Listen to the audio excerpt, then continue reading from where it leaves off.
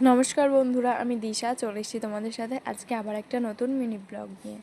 আমি না বাড়িতে আসার পর থেকে কেমন খিদেটা আমার মনে হচ্ছে একটু বেড়েছে, মানে সবসময় হাতের কাছে যা পাচ্ছি সেটাই খাচ্ছি।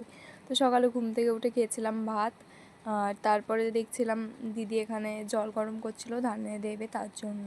আমাদের না অনেকগুলো ধান কিনেছে আর অনেকগুলো ধান ভিজিয়েও দিয়েছে, আর এই সব ধানগুলো নাকি দোসিদ্ধ দিতে হবে, তো সেখান থেকে হাফ মতো ভিজিয়ে দিয়েছিল, সেটাই দিদি জল দিয়ে ভিজাচ্ছিল। তারপর মা দেখি একটু পাকা আম কেটেছিল, সেটা খাচ্ছিলাম। আর আমি না হুট করে এই জিনিসটা দেখতে পেয়েছিলাম, এটা তোমরা কে কে চেনো অবশ্যই জানিও।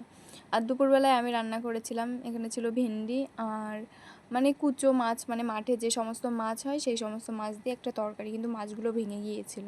সন্ধ্যাবেলায় খেয়েছিলাম একটা ডিম ভাপা, আর রাত্রে মা যেখানে কাজ করে সেখান থেকে দিয়েছিল বিরিয়ানি, তো বিরিয়ানি খেয়েছিলাম। আমি চেষ্টা করব খুব তাড়াতাড়ি তোমাদের জন্য ভালো ভালো ভিডিও পোস্ট করার।